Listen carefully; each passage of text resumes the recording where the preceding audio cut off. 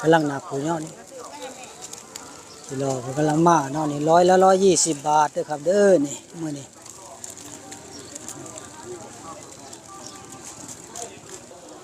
นี่เนาะที่เห็นอยู่นี่เนาะ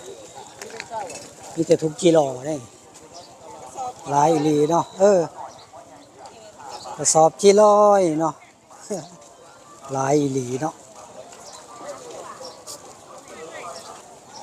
ตอนนี้เพิ่นกำลังนับอยู่120 บาทเนาะโอ้ตัว120 บาทตัวใหญ่ๆเลยนี่เนาะนี่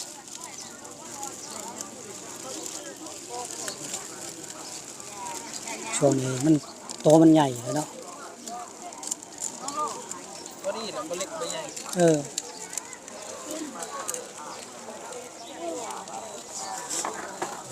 บรรยากาศตลาดเช้าอำเภอนาตาลเนาะมื้อนี้มาผ่ามาเลาะเนาะวันนี้ก็สายแน่แล้วเนาะคนมาเลาะตลาดก็ยังหลายอยู่เนาะยังคึกคักอยู่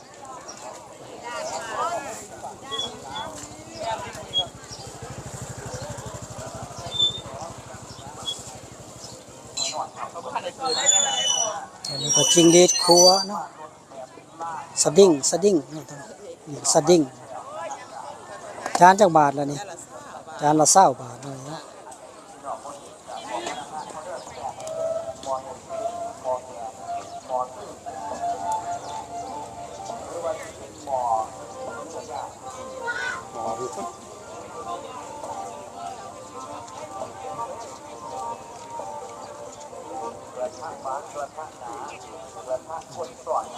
เพิ่นเอาท่านได้เบิดจักเนาะเฮ็ดตัวเนาะหอยหอมเนาะถุงใหญ่เลยนี่ครับหอยขับก็หลายกบก็หลายเฮ็ดก็หลายเนาะมื้อนี้ประมาณนี้